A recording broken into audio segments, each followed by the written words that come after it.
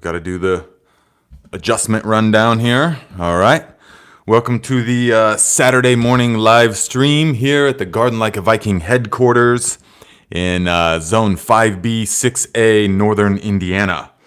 And we are well into the growing season. Man, things are starting to come into abundance. There's all kinds of things being harvested, things being replanted. The fall garden is coming in, or is going to be going in because we just harvested the onions yesterday. And yeah, so we got a bunch of stuff to talk about. And yeah, check these out, guys. These onions, man. Yellow of Parma. I'm all about them. Super good, nice and pungent, delicious onions. And we harvested at least 100 of them like this. And these ones, they grew really nice and vigorous. I mean, if you watch that short I made some time ago, then you would see that I planted these with the board method. So it was very, very easy to plant. And I'll make a video this upcoming year about how to plant onions using the board method. So easy, and it made them perfect because you want the onion to just sit on top of the ground. So a lot of you, if you're not getting big onions, it's because there's soil up around. You planted them too deeply. And when you do that, then you have to either go in there and wring the onions and move the soil away, or you're just gonna have small ping pong ball size onions. But if you can plant them in such a way so that the soil only comes up to like here, that's how you want them to look like they're just sitting on the ground. And then they will bulb up nice and thick. And so the way to do that is with that board method, guys. It was ideal. So yeah, we'll talk a little bit more about onions here in a little while. But first things first, just let me know where you're at, where you're viewing from, what the season's like, what is your abundance like, what are your questions? Do you have any questions so far? So let's take a look, see who's here. Okay, my friends, Christine Rudy. Hi from rainy UK. Oh, I love the rain. Paul the Thing One says, yes, Christine, a horrible day here in the UK. Guys, anytime it's raining, it's not a horrible day. Danny Jorgensen says, hey from Denmark for the first time.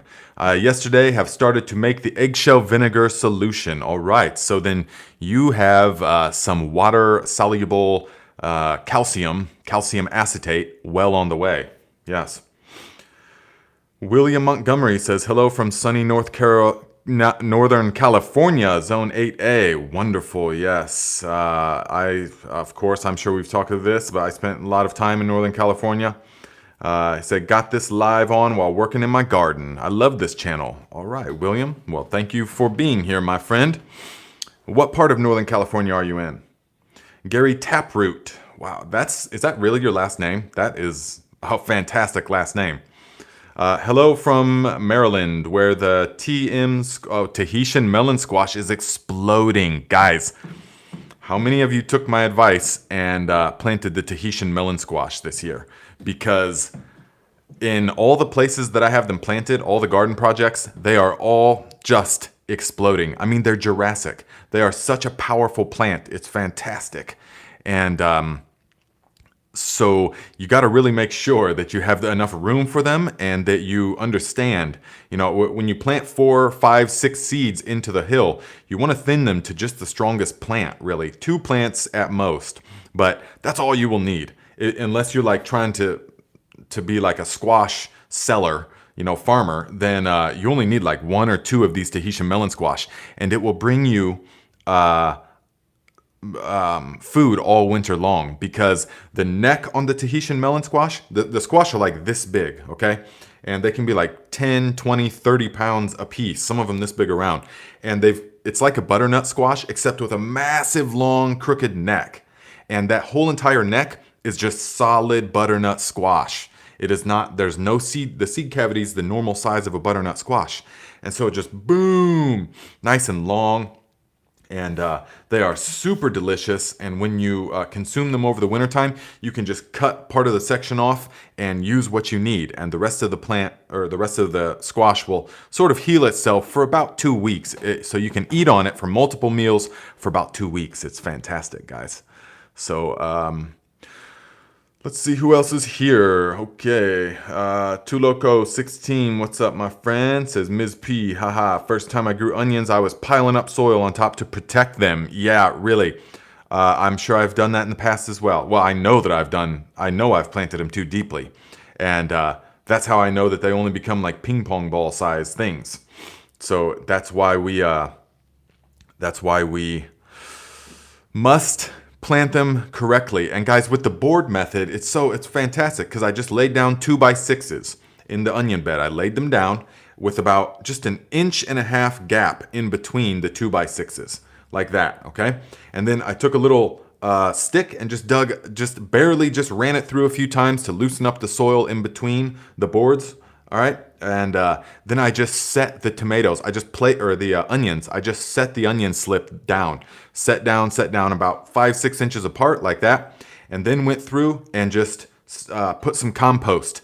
Shook some compost in those little channels of the board. That's it. And then I just left it for about 3 or 4, maybe 5 weeks until the onions really got established. And then I took the boards off and put down 2 inches of grass clippings where the board was. So what that does is it enables the onion to be exactly at ground level, because once you take the boards off and then you kind of water and stuff, they're just at ground level. So these onions turned out perfectly because they were just sitting like this. And so yes, that's what you want to do. Okay. Let's see who else is here. SC, hello Nate, I made it on time. Okay, good. Garden State Gardener, what's up, my friend? Says hi, Nate at Garden Like a Viking. What's up? How's it going where you're at, my friend? Danger Pigeon, hey, me too, Maryland. Clem, what's up? He says, Nate, my friend, much love. Keep up the good work. Yes, I definitely will be doing that. Thank you, my friend. And I want to make sure that people aren't getting jaded with the season. Now is the time when it's kind of like the marathon of the middle, where where everything has been planted for the most part, and things are starting to grow and take hold, but it's maybe not really time for harvesting yet. It's kind of like that period. You're harvesting some things, but it's not harvest time like it is in September. You know, September and into October is just magnificently bountiful if you orchestrate everything right. Yes, so you have to set up everything right. It's like a symphony or like a fireworks show or something. You have to set it all up right, meaning the right plants in the right place with the right combination of plants and all of this stuff. But you have to have the vision. You have to see it in the early spring and stuff, even late winter, early spring, when you're planting, when you're starting stuff up. You have to be able to see the end product, like a maestro or whatever it is. You have to be able to hear the totality of everything. And so even though the plants are just like this big and you're just putting it in and someone's like, why is there 5 feet of space in between these plants? You're like, don't worry, because it's coming. I already see the end vision in my mind. And so with that in mind, you can plant super intensely. I mean, very, very intensely. I would just show you back there, but I can't reach. But watch any of the last video that I made about the potassium fertilizer. I take you on a little bit of a garden tour and show you the blooms and stuff. Everything is just thriving. But it all comes with having that vision way before even a single plant goes into the ground. This is important. This is very important to me, in my mind. Ms. P, $5. Thank you very much. First tip of the day, my friend. Says, thank you, Nate, for bringing us the good stuff. You are welcome. Thank you for being here, a part of this, all the channels, actually, that I have. So thank you. Clem Fandango, yes, my melon squash have really exploded the last few weeks. Yeah, a lot of times, guys, the number one complaint about the Tahitian melon squash, and it seems like I would have stock or I would be selling Tahitian melon squash seeds with as much as I promote them. Maybe I should someday. But yeah, the thing about them, the number one complaint about the Tahitian melon squash is that it got so out of control, it pulled down the trellis or it overtook everything else in the garden because they are so vigorous. They just want to grow. And if you give them all the right things, the good fertility in the soil, the even moisture, the mulches, then you are going to have a bounty that you won't even know what to do with, really. All right? Lois Cotterly says, where'd you get the Tahitian squash? Many years ago, I probably got it from Baker Creek Seeds. I really like Baker Creek a lot. Even though, I'm not sponsored by them. They don't even have a sponsorship program, which is good because, if you're the best, then you don't need that kind of promote. You don't have to promote because people know already. So, but I just love their seeds. I love the genetics. Their seeds have all been really good. And yeah, so probably got them from there. And William Slater says, I bought Anaheim peppers, Anaheim pepper seeds this year and had 0% germination rate. I tried a couple different methods. Livingston seeds. I wanted those peppers bad. Very disappointed. Oh man, I know how that goes when you get your mindset on you're probably gonna roast the Anaheims or smoke them and dry them into a powder or something, or maybe you're gonna grill them or have them on burgers or with fajitas or something. Oh man. I know how that goes, my friend. So I feel for you. I think everybody here feels for you in that sense. But now next year. But, well, I'm sure that you know how to germinate pepper seeds. But did you use a heat mat? Did you use the proper techniques? Did you watch my video on seed starting masterclass? Because that will definitely help you every step along the way. Peppers can be finicky, but yeah. Miss Young, $50. Thank you very much for the tip, my friend. I haven't heard from you in a while. How is the garden? How did the Tahitian melon squash? Did it totally overtake everything and pull stuff down? Have you got any already? Don't be afraid to send me some pictures, Mish, because I would like to see how are the sweet potatoes doing. Did you get powdery mildew on any of the squash yet or anything like that? Or send me updates. Because when I like give advice to people or when we do consultations and stuff like that, there's a piece of me that I invest in that in a way, like spiritually, especially if I go to a place and I hands-on work, I like leave a piece of my heart there, and so I really am always interested in seeing the progress and things how things did. Also, that's how I learn. Because I know what these people did, I know the protocol that they did, and then I could see some updates either through Instagram or the Facebook page, Garden Like a Viking Facebook page, or through emails in some instances. I can see the progress and everything, so I can know, okay, this is what they did, this is why it worked, this is why it didn't work, this is what I would do differently. All these things, just a perpetual learning experience. And Brian says, getting notifications from everywhere this week. Phone was going crazy. Love the pesto video. Keep up the great work. Much appreciation for the knowledge. Yes, Brian, you are welcome, my friend. I'm glad you liked the pesto video because for some reason, which I'll get to in a little bit later, it just bombed. Totally 10 of 10, as all my videos have been doing for about the past month, actually.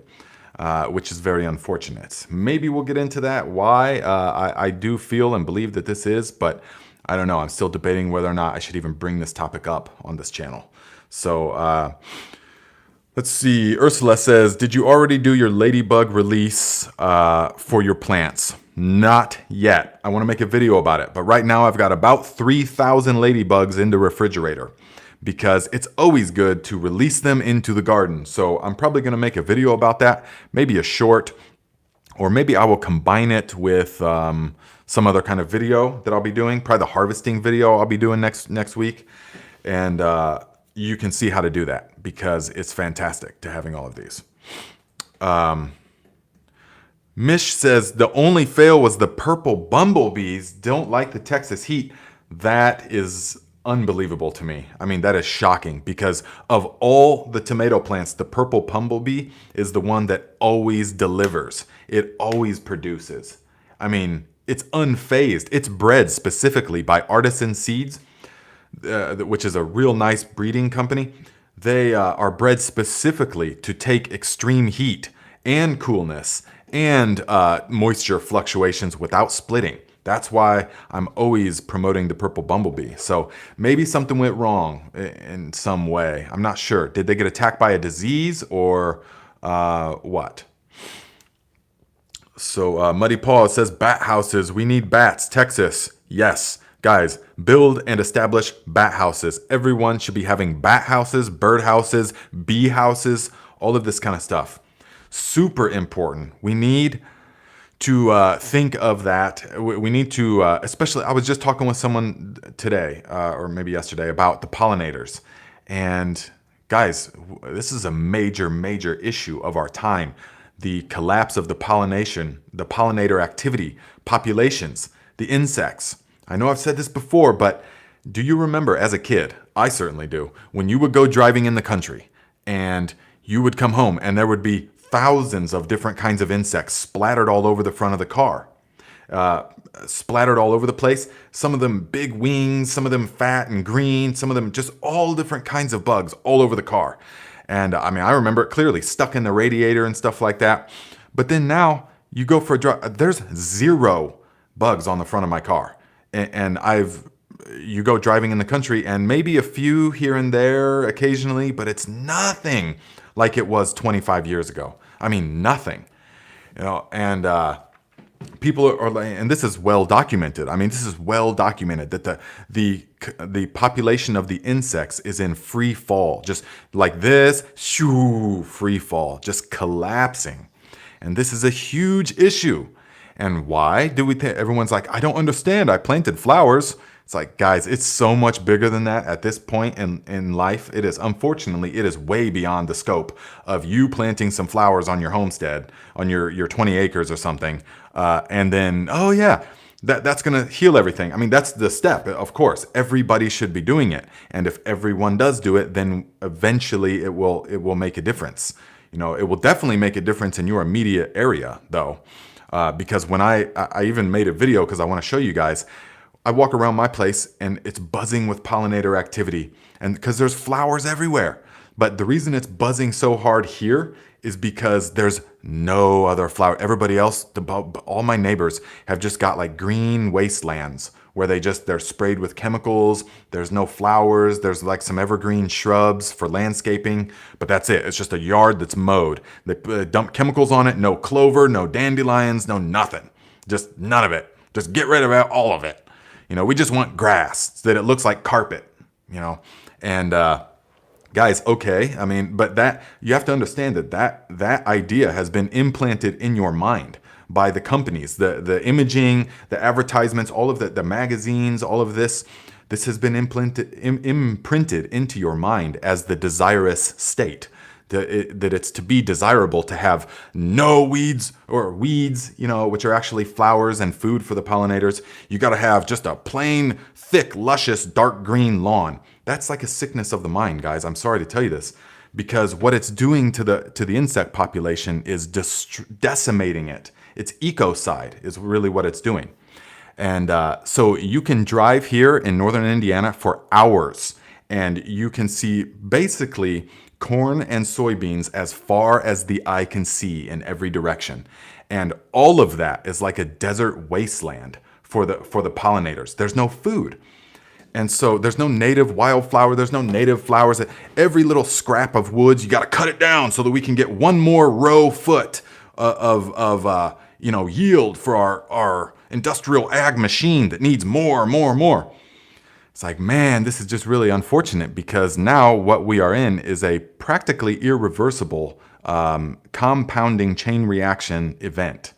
And as you can tell, I'm very passionate about this because I consider this to be the biggest issue of our time.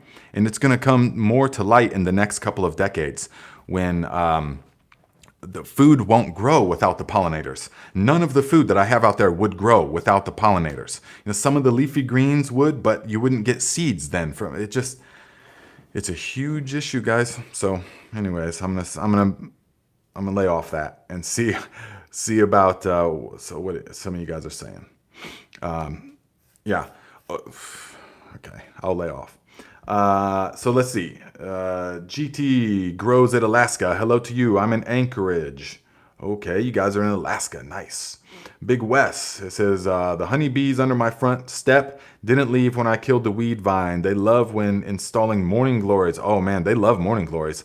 And when you start growing morning glories, guys, you have to understand that you will have a friend for life. If you let them go to seed, you will never get rid of them, ever. Okay, let that sink in. If morning glories are majorly invasive, in the sense that I grew them 1 year and have never. Now they're in every scrap of compost, and everywhere that you have them, they strangle all your stuff. They totally strangle and pull down.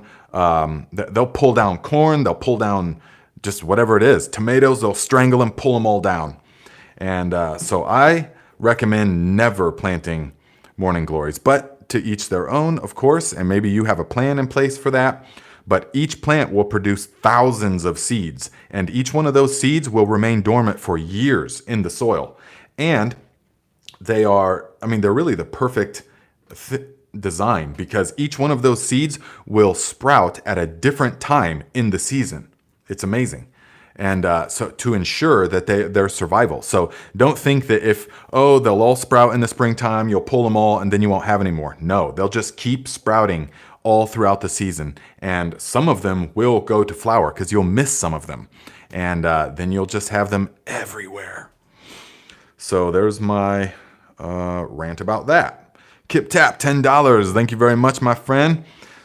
Says Vulcan Swiss chard seedlings always grow about 2 inches, seem leggy before true leaves appear, whereas all other seedlings are compact and perfect. Third try. Yes, actually, this is very true. Hold on 1 second. I have to slurp annoyingly loud. Remember this? I've had multiple comments on that. I'm just kidding. But the Vulcan Swiss chard always does this. So when you plant the Vulcan Swiss chard, it oftentimes will have just it has like a spindly little weak stem on it that'll fall down to the side, and then the plant will start growing.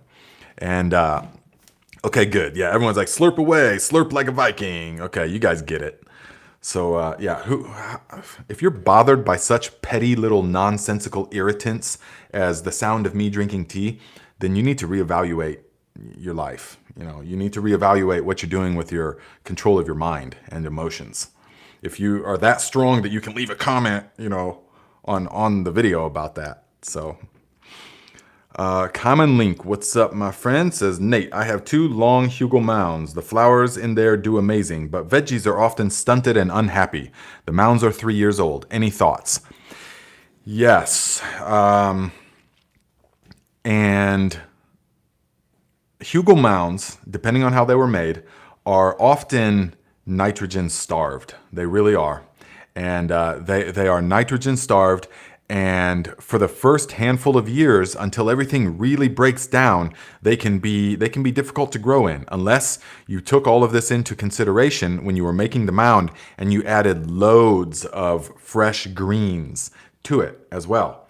But a lot of people, when they make the Hugo mounds, they just want to take straight up logs and put them in there, just dense logs, and they make them, and then they'll bury them, and so that takes a long time to break down. And the organisms, the bacteria that break stuff, that break down things in a quick manner, the gasoline for them is nitrogen. So they temporarily will consume a lot of the nitrogen that is in an area.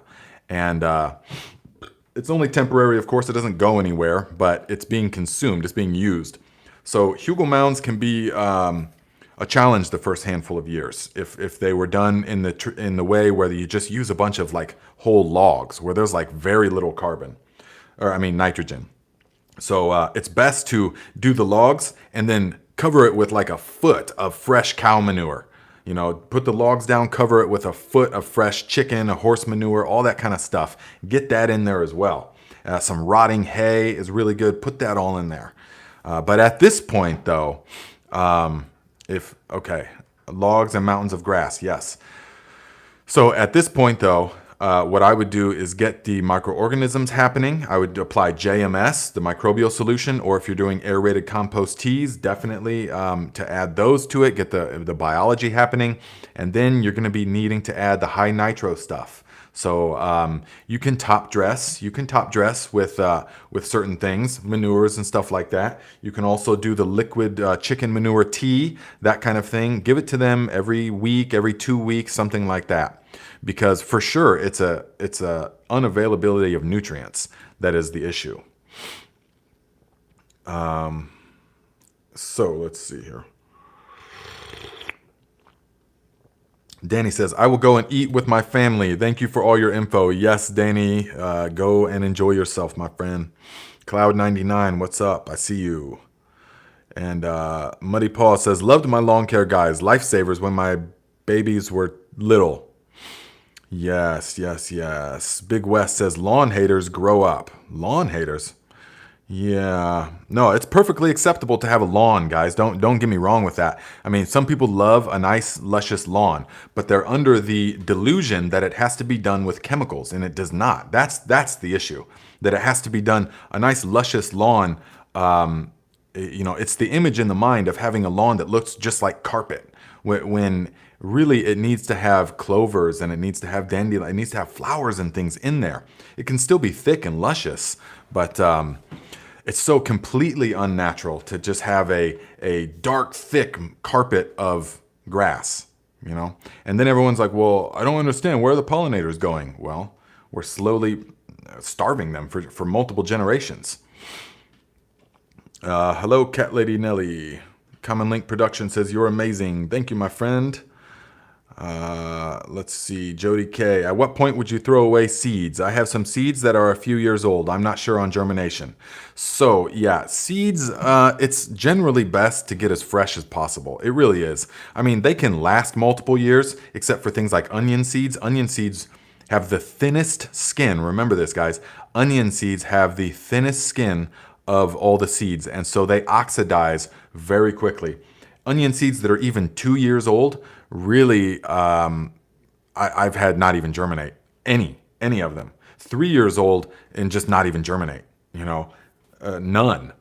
But 1 year old, even at best, you get spotty germination with onion seeds. So they're meant for 1 year. But the rest of them, you can do multiple years, like squash seeds. The bigger the seed, the longer it stores generally. So that is the rundown on that. But if you store them free of oxygen and light and heat and all of that, then they will store much longer. So, but to answer the question, don't throw them away. Never throw them away. I mean, if you want them, if you can test them, just do a test, put some on a paper towel and see which sprout, or just overplant. Plant 30% or 75% more seeds than you think that you will need. And then the germination will typically work itself out. So,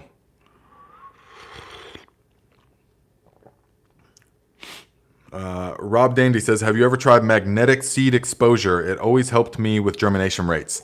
Never tried it? No, because I've never had any need to. Because I always I always soak it in either some labs or some JMS or some aerated compost tea. And I get fantastic germination and fantastic, results from everything.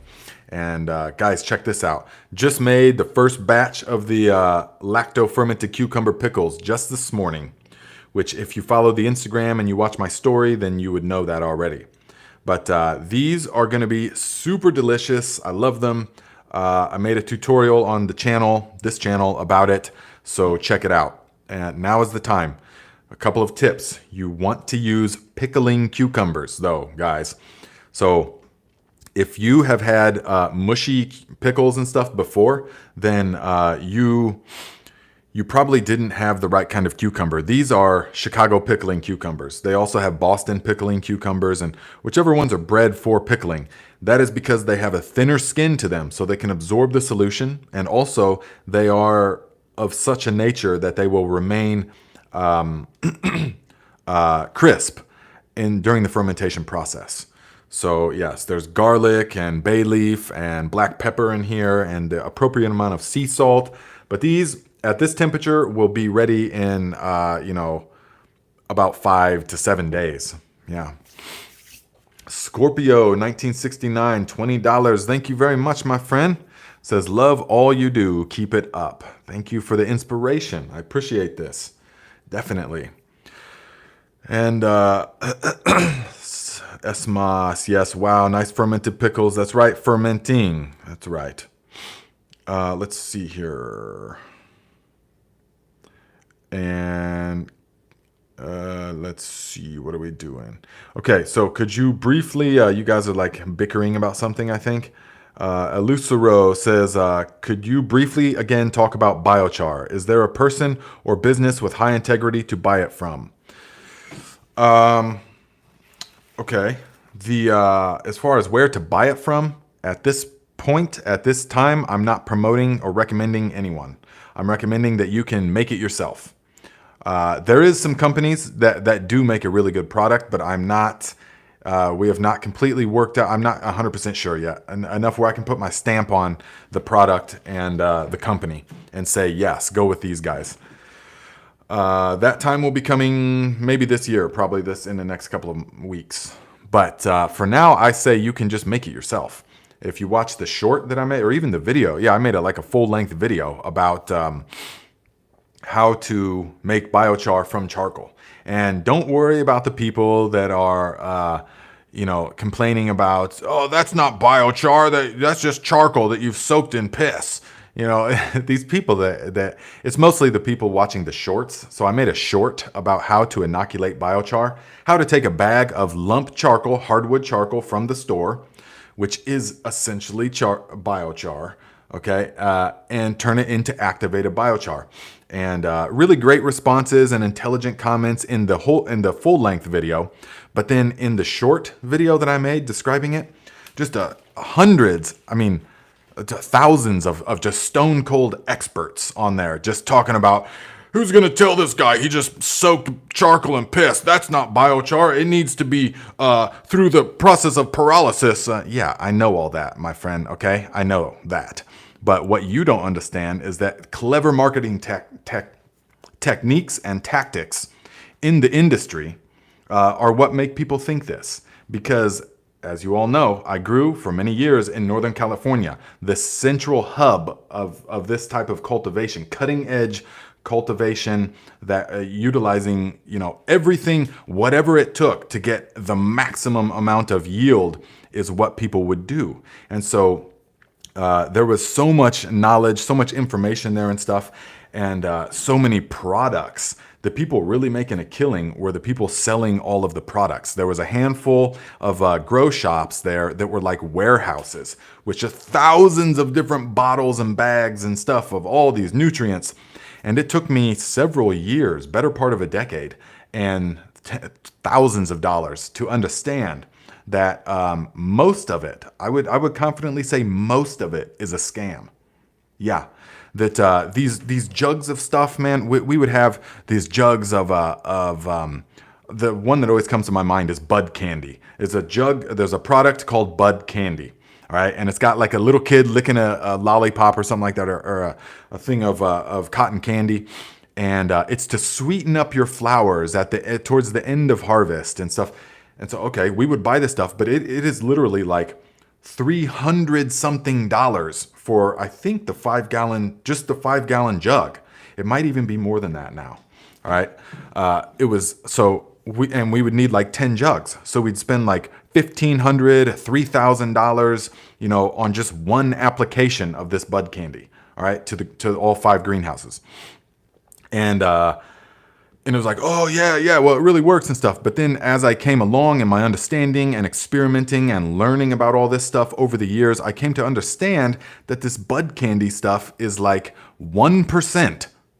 I might be a little bit off. I forget exactly, but it's like 1% magnesium sulfate and 99% water. Yes, magnesium sulfate is Epsom salt. That's it. It's chemically Epsom salt. And so the whole thing was just a massive scam. And so by just adding, so we could take $3,000 worth of nutrients and we could instead apply $25 worth of Epsom salt and get a better result than what we were paying thousands for. And see, and it's all over the place. And then it opened my eyes and I was like, whoa. So then I started researching and learning about all the different chemical compounds and all the things that are made.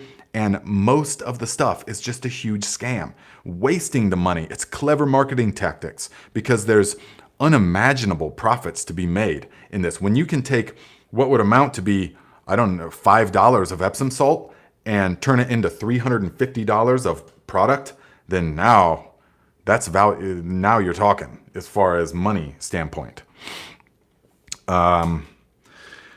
Denise 6727 says, I'm going to miss this 37-year-old Viking. Next week, he won't be the same. Oh, thanks, Mom. Yep. Yeah. 2 days is my birthday. Yeah, I don't think many of you guys know how old I am. I'm not sure if I've said it before, but yeah, about to be 38.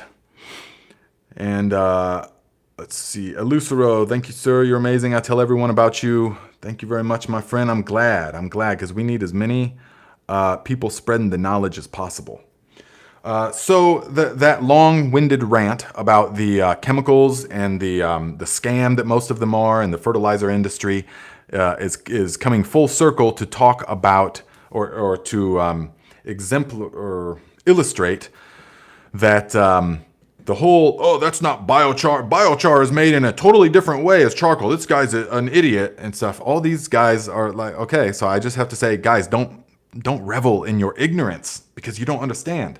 Like I do. And so for that reason, you can make it yourself from lump charcoal. What would cost several $100s perhaps because a lot of a bag of activated biochar can just be like a tiny little thing like this for $40. All right. So you can just make your own for like the cost of the bag of charcoal, which is like $15 for a huge bag of it. Then you can just inoculate it with the compost extract, some urine for the bacteria, some of the Jadam microbial solution, some of the aerated compost tea.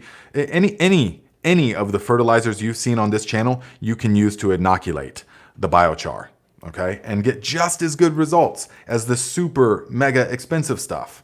So, yes.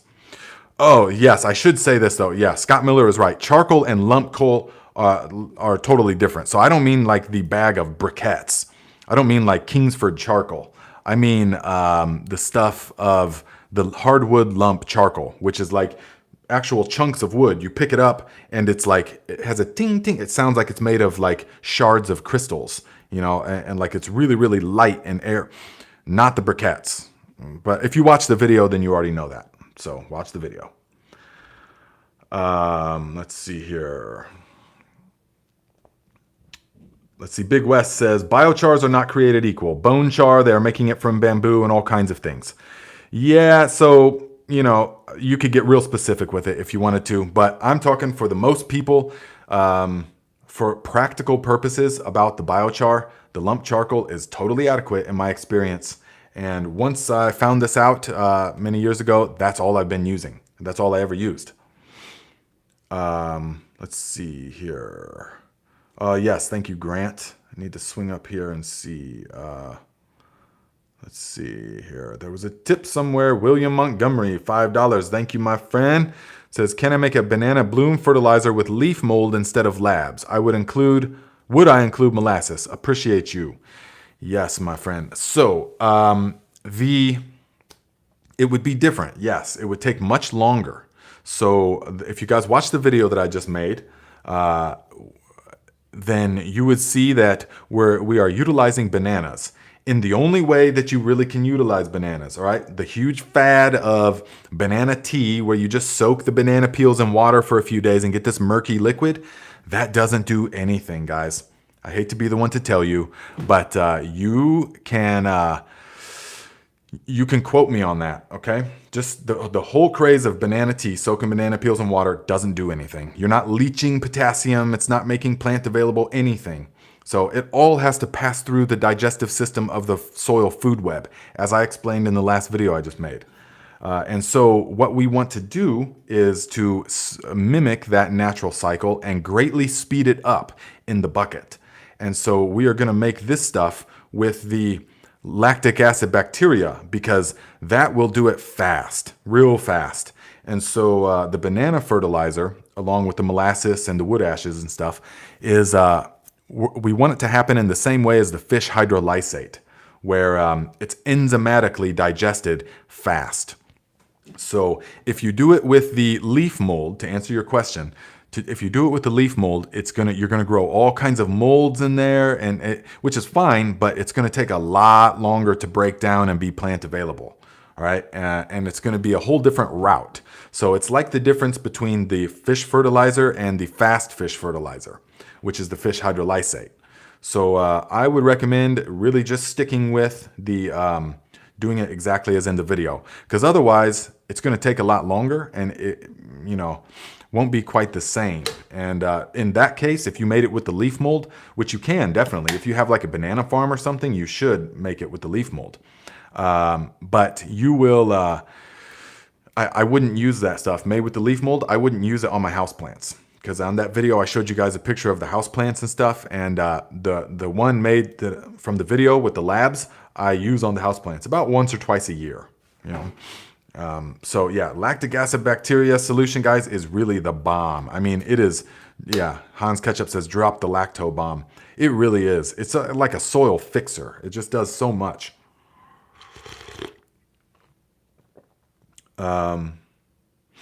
Let's see here. Val says, made the blooming fertilizer with 4-day-old labs. Do you think the labs was too old? 4 days?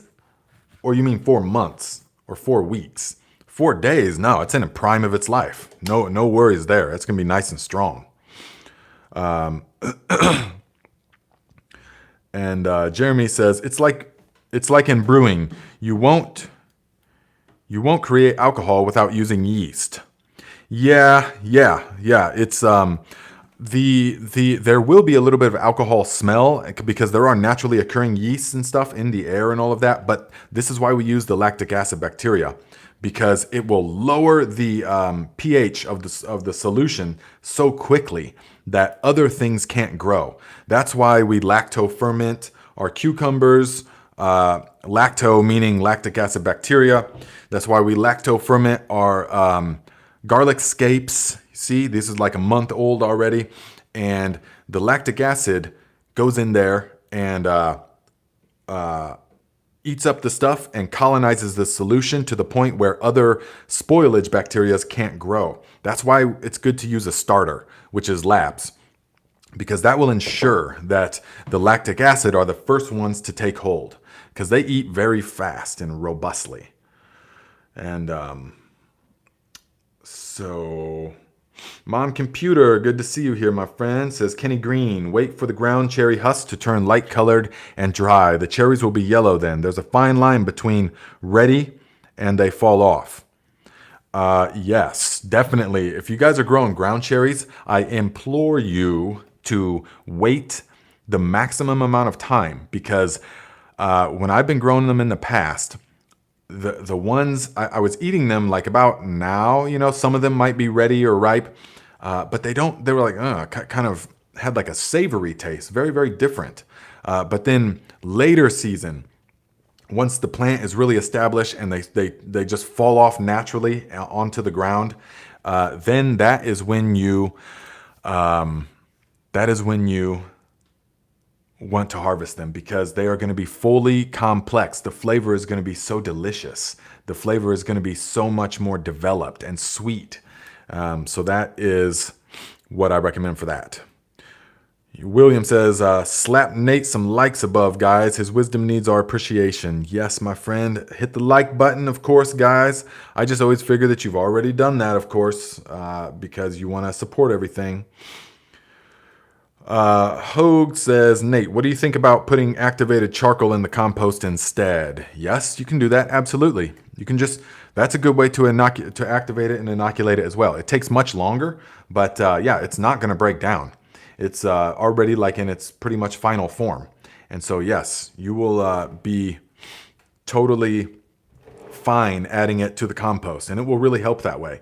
But the liquid way is how it can be ready like now, this season, because putting it in the compost, it'll take a while to ferment or to inoculate. Wesley says, read of Urantia. Yes, you can add scale fish to it. Nate mentioned using them in fertilizer video before. Works great. Okay, I must have missed your question, Reed. But yes, you can use any part of the fish. Definitely, everything.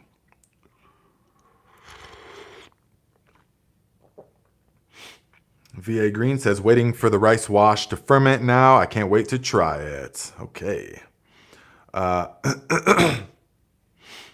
Jeremy says, sorry, should have referenced the thinking about the banana soaking in water.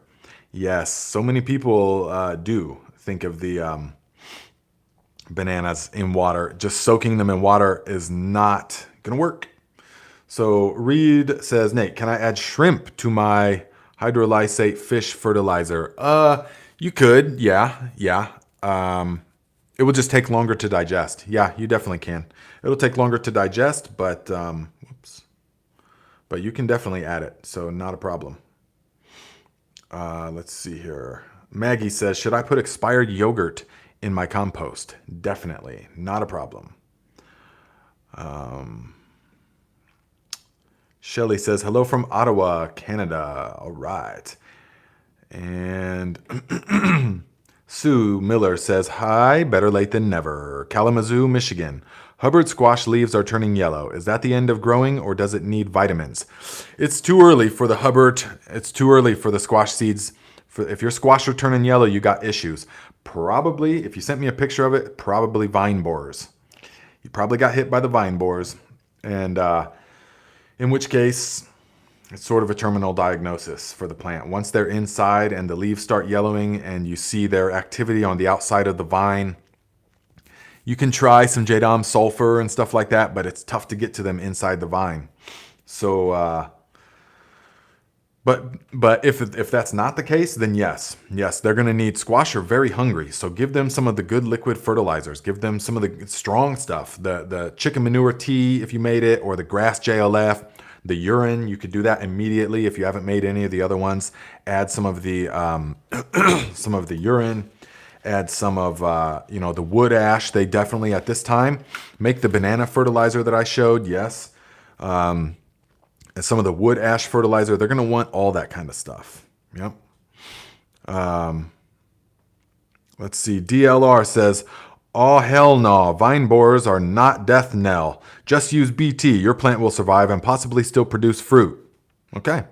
Well, you heard it then. There we go. It's settled. Just use BT.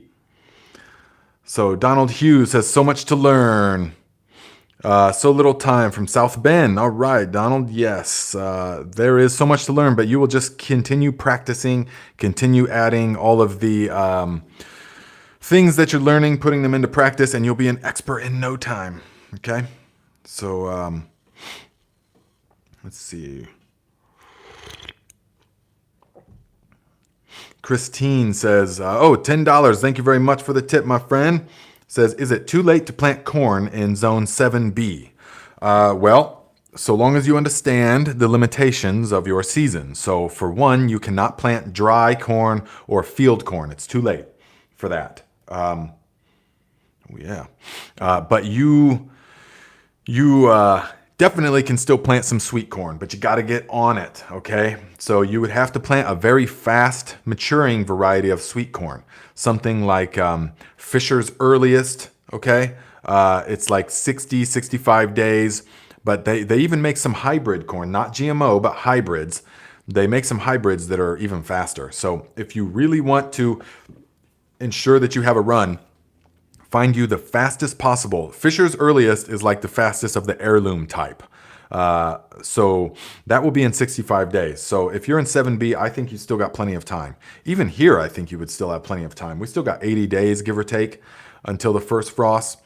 But you're going to want to look for plants for the corn that only grows to like 4 feet tall. Okay, you don't want to have the kind that have to get like 8, 9 feet tall, like the candy corn and stuff like that has to grow 9 feet tall before it starts. Now you don't. That's past. You want the stuff that is only about 4 feet. All right, then you will be fine.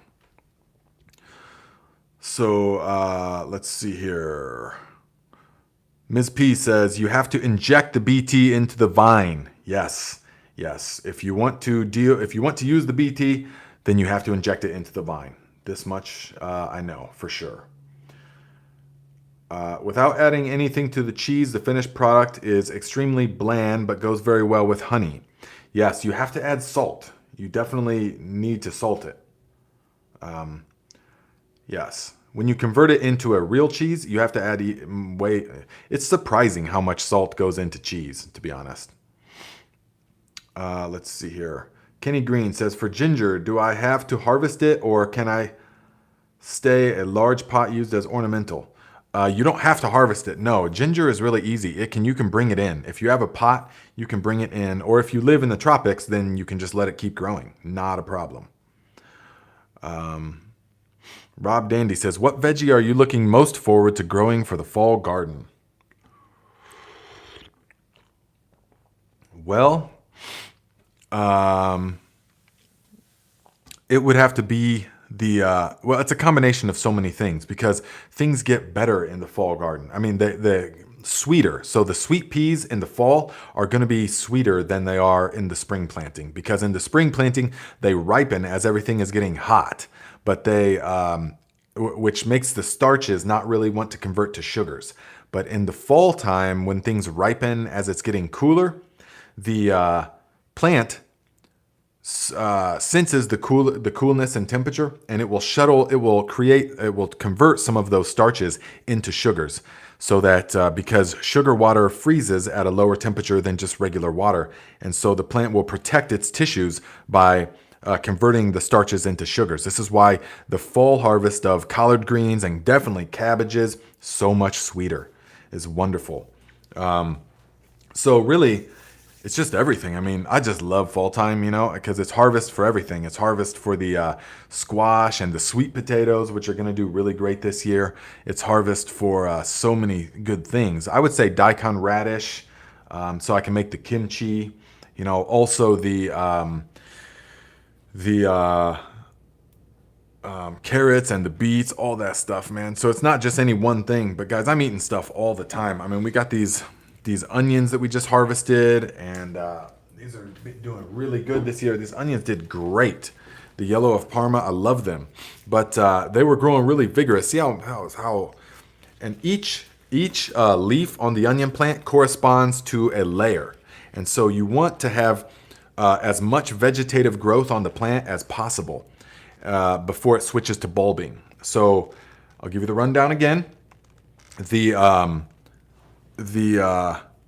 long day onions, they produce their vegetative growth in the springtime and early summer as the days are getting longer. They're producing all their vegetative growth. You won't see any bulb typically on a long day onion, a true long day, until the solstice comes. And then the plant senses that the days are starting to get shorter after the summer solstice. This year it was June 20th, I think, maybe the 22nd. But then, once it senses that the days are getting shorter, it will stop vegetative production, stop leaf growth, and it will focus all its efforts on bulbing. And within 4 weeks, within 3 to 4 weeks, the bulb goes from nothing to this. And so that is why you want your plants, your onions, to be as big and lush as possible by the time the solstice hits. Summer solstice if you're growing long day, winter solstice if you're growing short days. Because then it switches to bulb production. So each layer of the onion corresponds to a layer, on the onion. Each leaf corresponds to a layer. But something very strange that I haven't had happen before is this year the tops weren't really falling over. I think it was a little too rich, because I had horse manure, all kinds of good stuff in there, and it was a little bit too rich. And it started to put up a flower stalk. You see this? Onions are biennial, and they typically do not flower in their first year. They only produce bulb in their first year. So something was going. I think it's just too rich, and but I'm gonna go ahead and snap that off because otherwise, this thing is gonna see how it's already starting to open, and it will turn into a big blooming flower as the plant is drying, and it will zap energy from the bulb because it says we need to reproduce.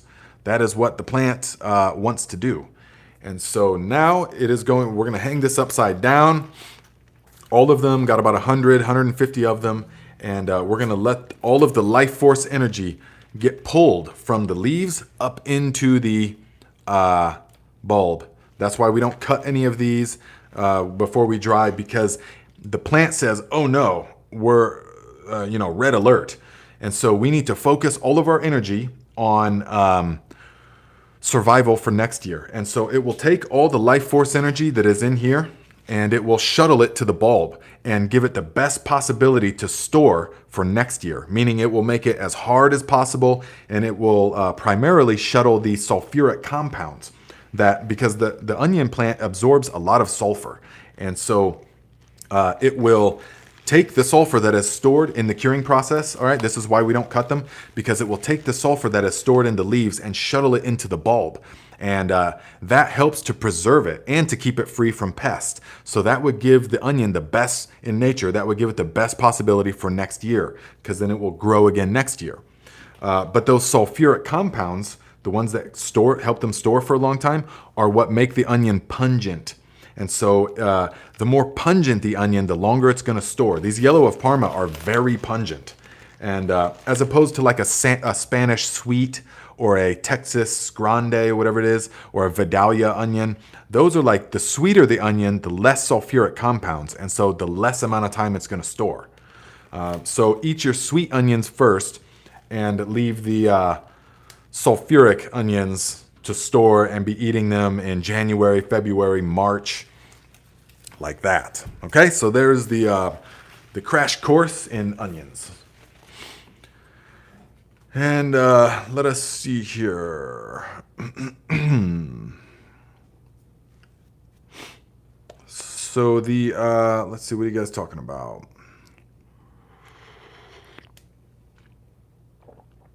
And okay, you guys are having all kinds of good conversations in the side. That's what I like to see. Jerry says, my onions are crap. I think the soil I bought is 60% compost, 40% sand is crap. Can't get much to grow in it. Yeah, guys.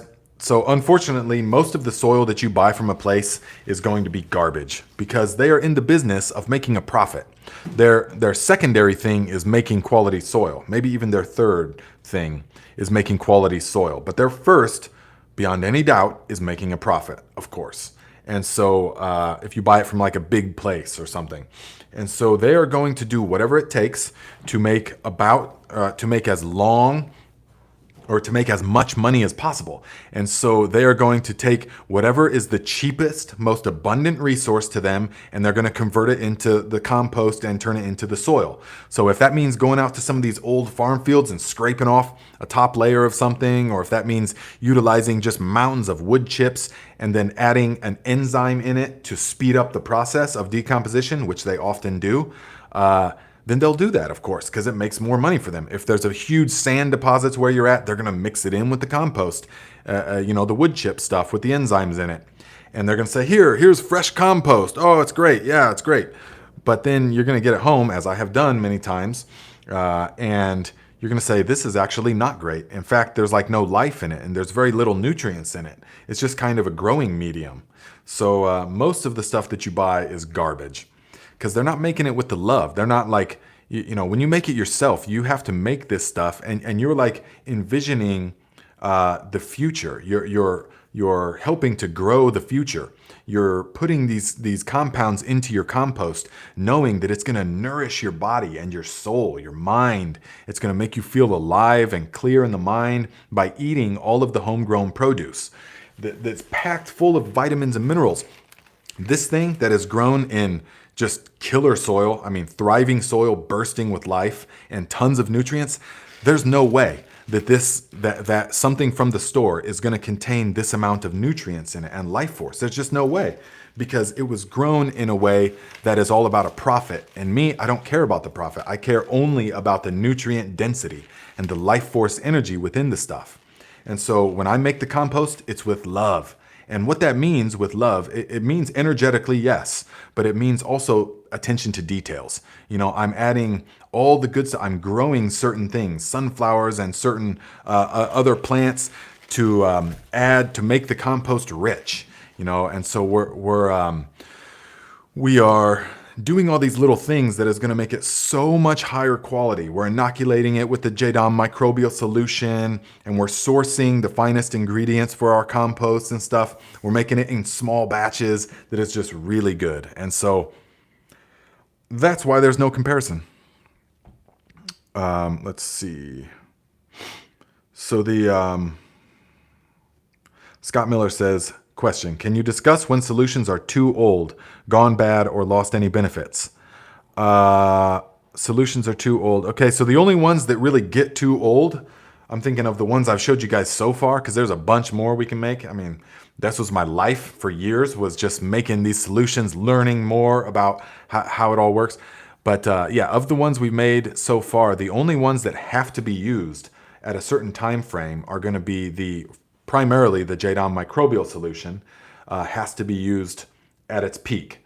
But then beyond that, the next one is going to be like the labs. The lactic acid solution needs to be used within a month of making it for the fullest effect.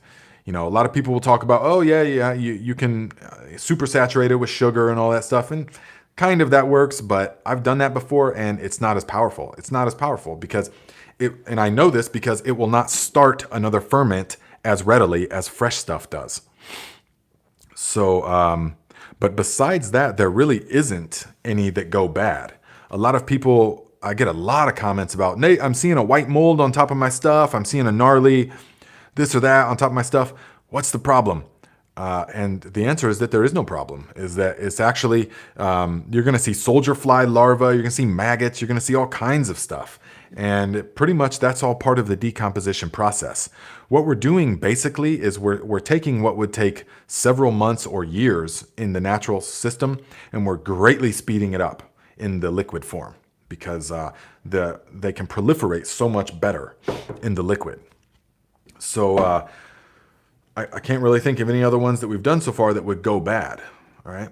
They just kind of get better with time. They get more plant available. So the best way to do these ferments really is to make a whole batch and then leave it for several months because the microorganisms in an anaerobic fermentation are going to consume all the nutrients and the food that is in that solution.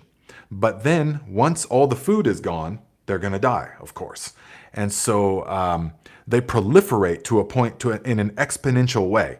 Microorganisms can reproduce, they can double their populations every 20 minutes, okay? For those of you guys that know exponential graphs and stuff like that, that's unfathomable how many there can be in a very short amount of time. So billions upon billions and billions. So they will quickly consume that food. And once they do, then they will perish. But because the anaerobic ferments are not focused on on multiplying microorganisms, it's focused on nutrients, which is different than the JDOM microbial solution or the aerated compost teas. These are all about multiplying microorganisms, not about nutrients. But anyways, in the anaerobic ferments, then once all of the food sources consumed, they will die and they will leave behind their bodies, and their activity and their excrements and stuff like that, all of which are going to be plant available. And this leaves us a solution that is really rich in nutrients for the plants and for the soil. And so that's the real way to do it. That's the best way to do it. Make a batch at a time and just let it all ferment like that. And then when you can stir it a few times, ideally make your batches for next year right now. And then put them in the bucket as you see on the barrels and all of that, or on the videos, and just let it ferment. Stir it once every couple weeks or something, yeah, I know the smells, I know.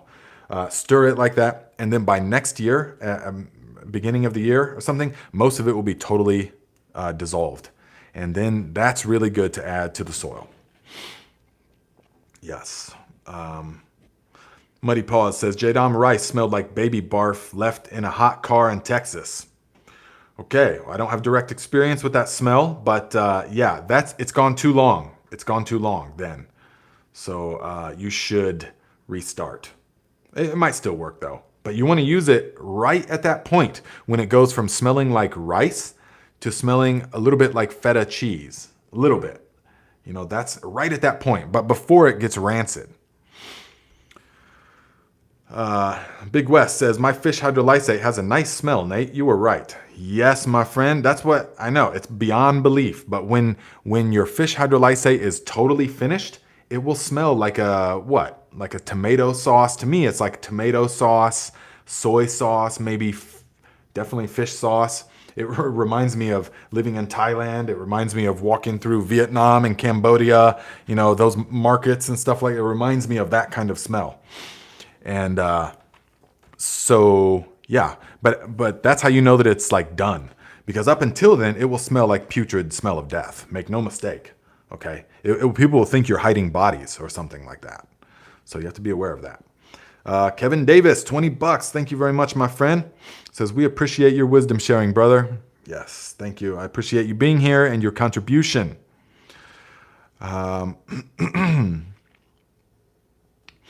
Let's see here. And soldier fly larvae are good bluegill bait. Yes, definitely. And they proliferate so much. But even that, guys, a lot of people ask me, man, there's maggots in my stuff. Yep, just let it go, because that will all become part of the process. That's the beauty of it. You just let it go, and it will all balance itself out. And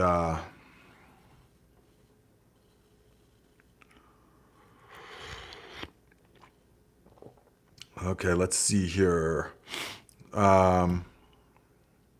Is coconut sugar good and coconut water? I use it. Seems good. Thanks for the clarification. Yeah, coconut sugar. If you have bountiful amounts of all that stuff, you can add it. Sure. Busy Girl says, I love the natural way, just like Mother Nature. That's right. That's right. Yeah, and when we are using these natural ferments like this, all that whole process I just talked about, we really don't have to be concerned at all with testing the soil and NPK and stuff like that. All of that whole kind of soil testing and thinking about what is the NPK evaluation of this, all of that is, for the most part, all has to do with industrial ag type of mindset, where you're adding chemical fertilizers, Miracle Grow, Grow More, anything with numbers that are above like 5s, you know, and stuff. Any of the triple 20s, triple 16, you know, 0, 52, 10, all that kind of stuff. It's all total chemical, ammonia nitrate, potassium phosphates, all this kind of stuff. Then that's the only time that you have to test the soil and do all of that, because you can easily add too much and burn the plants. And you can easily kill the life in the soil. I mean, that's what it does, is it kills the life in the soil. So that each time you apply it, that you then have to apply more in the future. You're not building the soil up when you're applying chemical fertilizers, Miracle Grow and all that.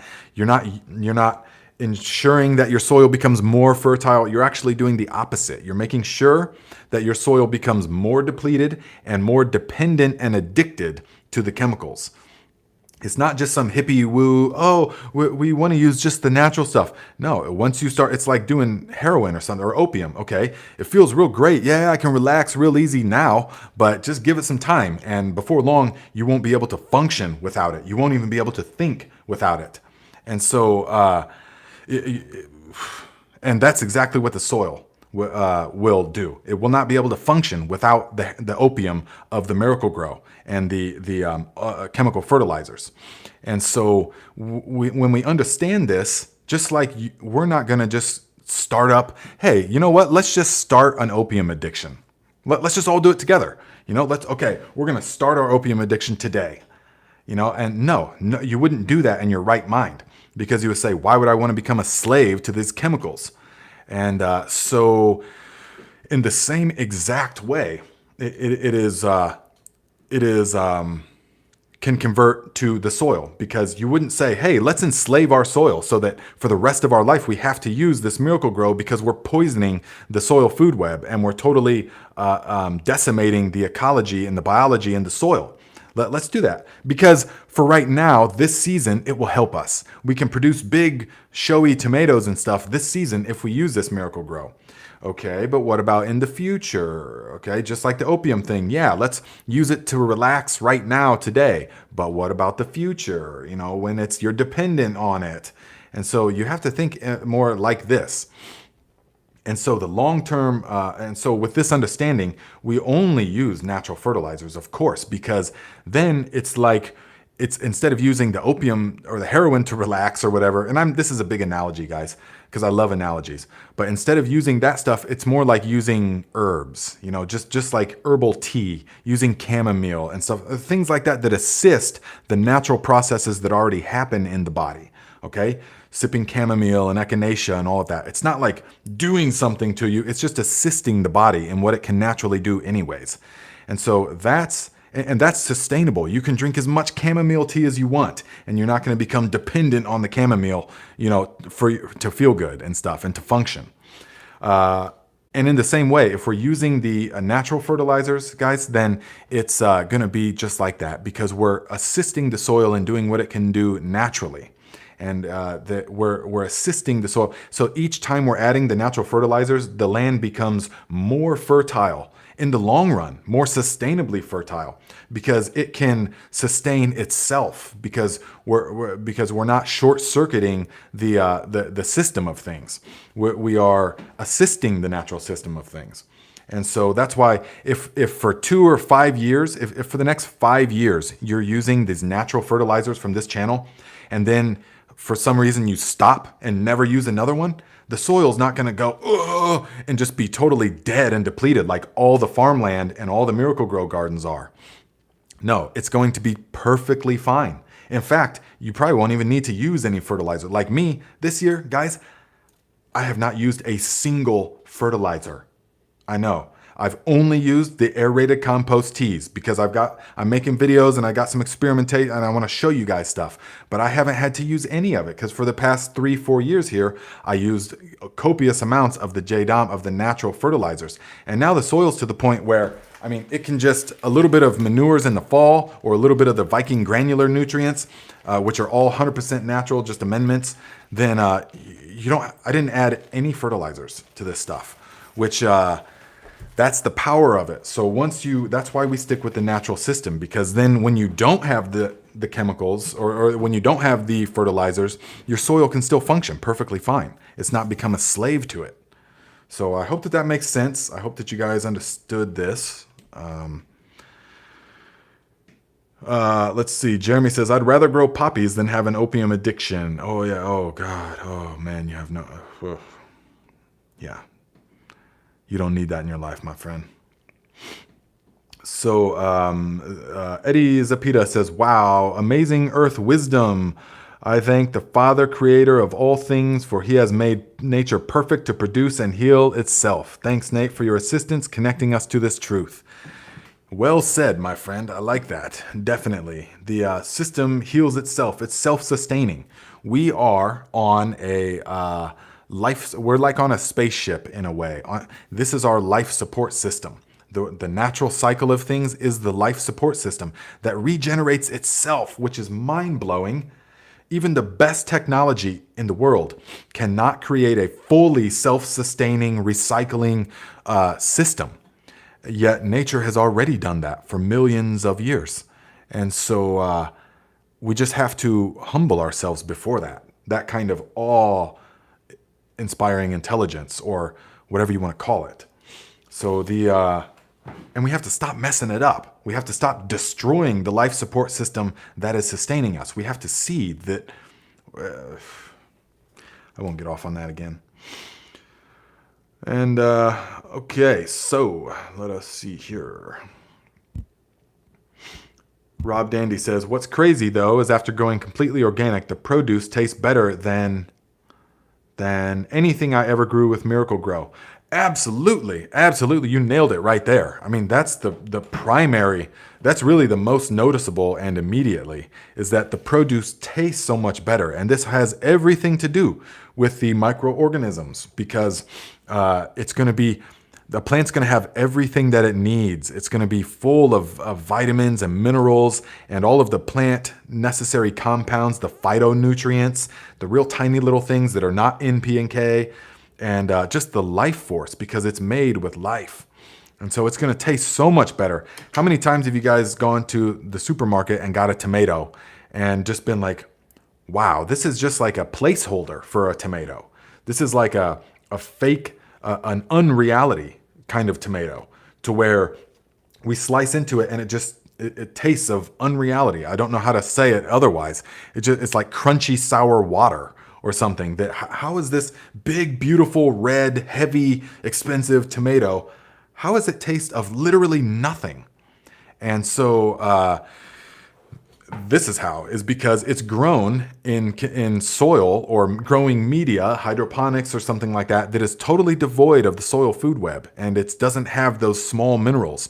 Even though it has the NPK and the magnesium and sulfur and stuff, it doesn't have the life force involved. And that is the important part. That's what the small things do, all right? And so we can tell this because, guys, listen to this, guys. You have within you the greatest nutrient monitoring system that mankind has.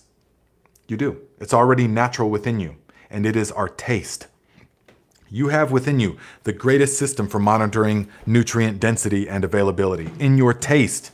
And this is why taste is so important to the human, because it is a direct, in the natural world, it is a direct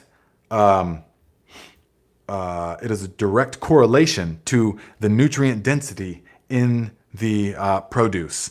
And so the modern ag company or the modern food processing companies have hijacked the human's taste with all these chemicals and preservatives and natural flavors, which is a blanket term for 10,000 different things, and spices, which is also a blanket term for thousands of different chemicals.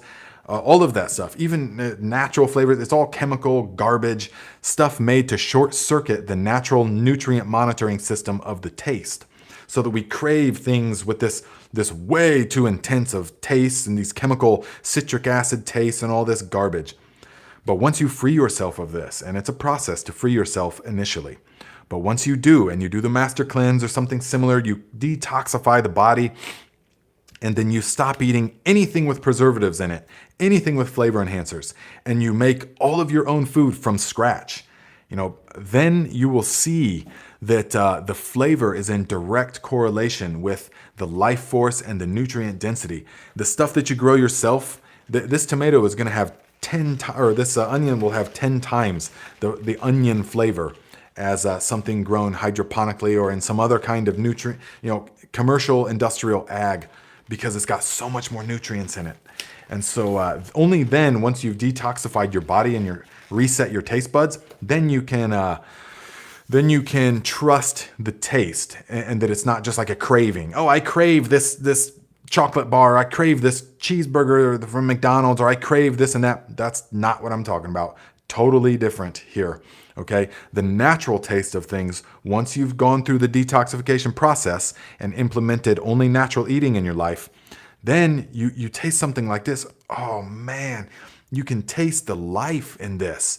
It is just incredibly bursting with nutrients, because the garlic was grown here with the sulfuric compounds. The cucumbers were grown here with the love and the sulfuric all the good stuff. And we made this ourselves. And so it's only just sea salt that we know its exact purity and all of this stuff.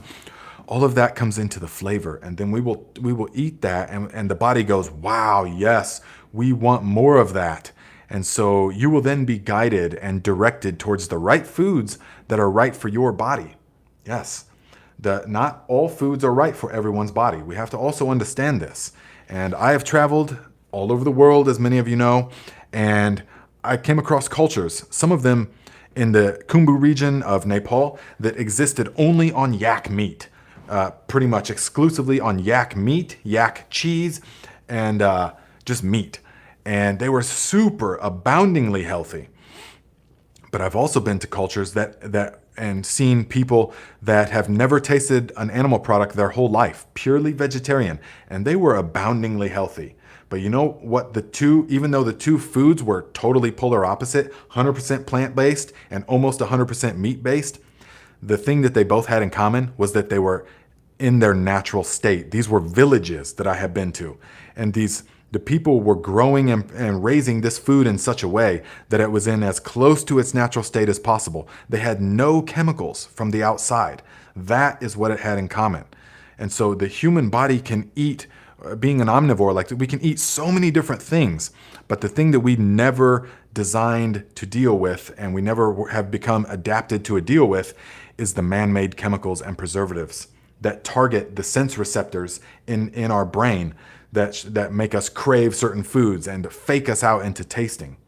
So the most important thing is to be free of the chemicals, guys. It will change your life. It totally changes the quality and the depth with which you relate to food, okay? So Julianne says, Nate, what would you use next to fertilize your corn? Whoops. I used fish emulsion a couple of weeks ago and want big ears. Do I need to do anything else? Thank you. Okay, well, if you're planting corn is very hungry and it's in the grass family. And so what you would do is add things with high nitro. So hopefully you already applied the base fertilizer, which is the stuff that you put into the soil. Hopefully you already did that. But then on top of that, you will want to apply the high nitro. So if you made the chicken manure fertilizer, add that. If you made the, utilize some of the urine fertilizer, utilize some of the, but also some of the ash fertilizer. You can do those all together. Yes, sprinkle wood ashes around the, corn. And that will take care of the potassium, calcium stuff that it will need. But then you want to water it in with the urine fertilizer, the chicken manure fertilizer. It's hard to overdo it on corn because it's so hungry. But yes, I would definitely, unless your soil is totally on point. If you've been building it up over several years and it's just bursting with life and organic matter, then you really don't need to add anything. So,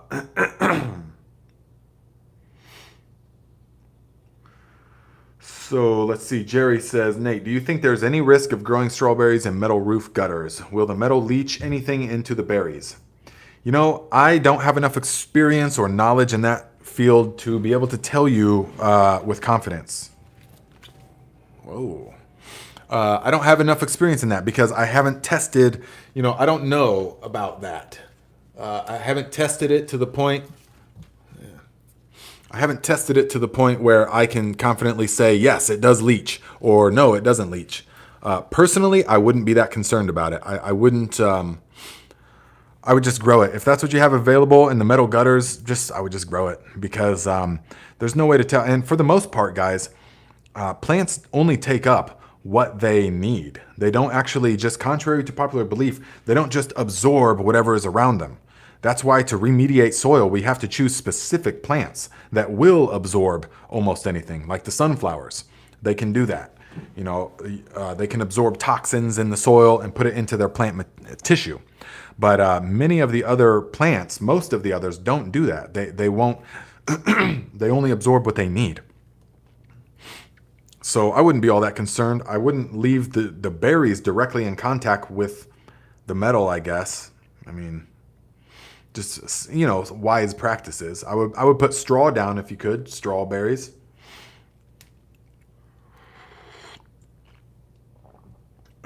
Jesse Alwood says, is there any potassium benefit from the JDOM wetting agent? Yes, there is.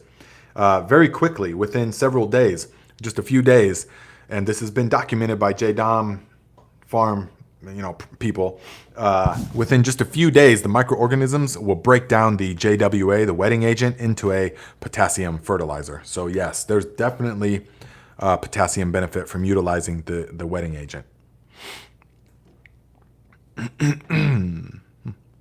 Wesley says, rabbit manure is a cold fertilizer and great for gardening. You can throw it down directly. Yes, this is true. Rabbit, also goat, also alpaca, also sheep. All of those are very benign as far as manure fertilizers go, and so you can apply them directly. But all that being said, they are the most benign of them all. And so they're not going to give you like that massive kick that you would get from like the chicken manure fertilizers and stuff like that. Back to the corn person though, if you're growing corn, you can put fresh chicken manure, sprinkle it around the corn. I mean, corn is that hardy for the most part and that hungry for the most part that you're not going to burn it. And corn has got a massive root system, goes way deep into the earth, goes way out. That's why they're typically very drought tolerant. To the indigenous people in the Americas, South and North America, corn was life, man. Corn, not the GMO corn and stuff like what we have now. That's a totally different product. But the indigenous, the natural type of corns, that was synonymous with life to these cultures. And every culture, every indigenous culture was growing some variety of corn, for the most part. But that is how powerful it is. That's how important it is. That's how nourishing it is. And so, yes, everyone could and should be growing corn, definitely. But try to get the old school varieties, okay? And if you go to like Baker Creek Seeds, I know, here I am promoting them again, but it's just good stuff. And they have ones that are developed by like these breeders in like Montana and stuff that really have like a passion for breeding corn, like indigenous ancient types of corns. And so you can get stuff from them that is like they're modern sort of hybrids, but using ancient genetics, the ancient lineage. And so that's important. You want to do it like that.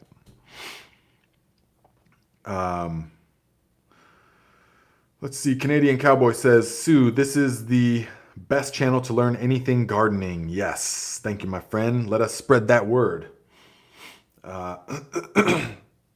Thought, Bafana says, thought on Johnny's seeds. I have not used them. A couple of times I have, but yeah, I've just not really used them for some reason because I don't know why. Let's see here. Cookie Monkey says, we use the urine leaf mold fertilizer with horse chicken manure from your recipe. Can our hog manure be used too? We use the urine leaf mold fertilizer with horse chicken manure. Okay, great. So your hog manure, if you are the ones raising the hogs, then yes. Typically. But if it's industrialized hog manure, no, I would not use that. It can be packed full of antibiotics and all other kinds of stuff that destroy the biotics in the soil, of course. And so, if it's the stuff that if you're raising the hogs, absolutely, yes, you can use it. But the hog manure, I would not make liquid. The hog manure is just throw it on the field in the fall time. So gather it up and store it until the fall, spread it out onto the field in the fall. That's the best way to use hog manure. Because of the way that their systems are and stuff like that, yes. But I remember we had hogs in California, man, or a hog, and then we would harvest it and then have another one. But man, them things will eat anything you throw in there, they will eat. They are just a machine of eating, of just it's amazing. So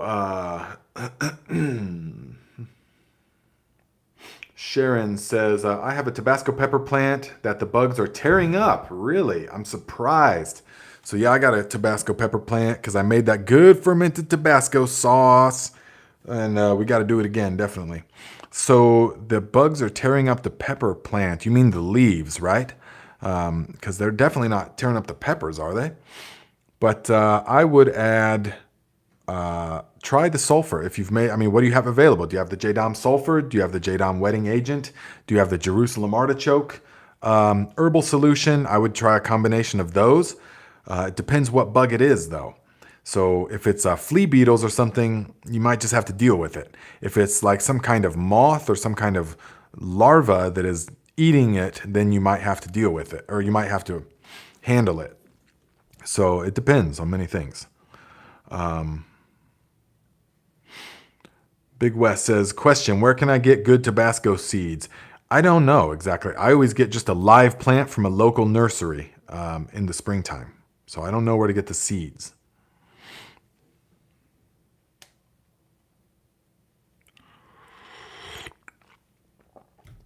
Scott Miller says, Nate, you need to get on the SST wagon, bro, if you have excess seed, of course. I got tons of seeds, of course, as many as I need or want. Yeah, eventually I will. I'll probably experiment around with it. I understand the concept like we talked about, but I just don't have hardly any need for that because just once you I mean, like I said, I haven't used any special fertilizers this year or anything. I've just used the aerated compost tea and the soil, and it's just doing phenomenal. I mean, everything is just doing phenomenal, so it's like there's not really any need for that kind of stuff at this moment, so yeah. But I'll probably start experimenting around with it just because I've got so many questions about it. So I understand the concept. Let's see. Jay Bramer says, Matt's Peppers is where I got my Tabasco seeds. Okay. Guys, there's a guy online that he has a he has a YouTube channel. He's called Pepper Geek. Yeah. And I'm just giving him a shout out because the guy he is very passionate about peppers. And so as far as specific pepper advice, it's a really good place to get it. So it's called Pepper Geek. And if you're into growing peppers, he's like obsessed with growing peppers. And so he's got lots of good tips. Not everything on his channel, not all the tips do I fully agree with or whatever, but that's fine. I would do some things very differently, but he knows his stuff about growing peppers. That's for sure. So you can check that out. And if you do, go there and say Garden Like a Viking sent me. Yeah, just maybe we'll do a collaboration in some way in the future. That would be cool. Maybe I'll have him come to the school once we get the land. Maybe we will do a specific pepper, pepper type thing. Yeah, we can film a whole thing on just peppers of him in person at the school. That would be great. See, all these kind of things, we have to keep all these possibilities open. I'm always thinking about a collaboration or video ideas or some kind of, what are the options? How can we get more options? It's always good, man. I've always got backups. My backups have always got backups. I'm always thinking like that, several moves down the road. So that if something doesn't work out, fine. Just go to something else. Fine, go to something else. Yeah. So let's see here. 98 says, I learned the pepper community is just as passionate as the cannabis community. Diehards. Got that right. Let's see here. Okay, guys, so we will be approaching the end of our session together. It's been an hour and a half already. Nice.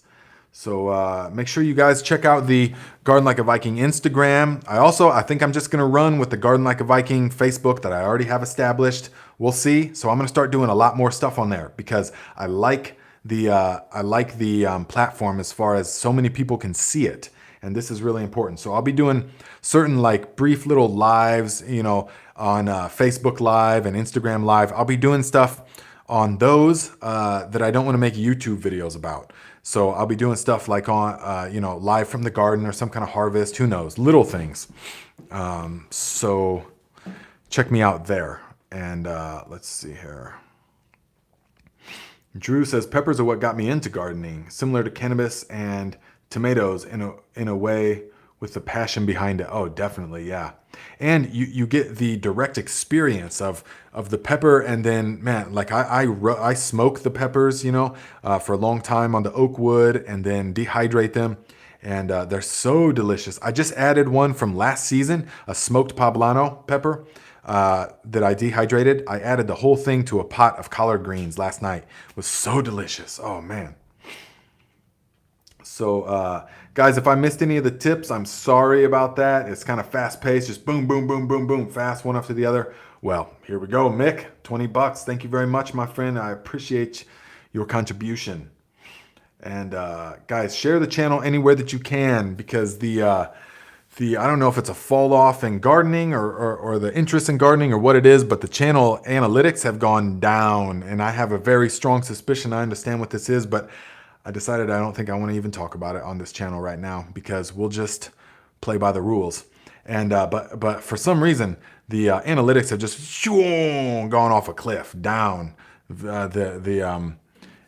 So yeah, so you can help by sharing the video and getting the knowledge out to a lot of people, so we can help get to as many people as possible, right?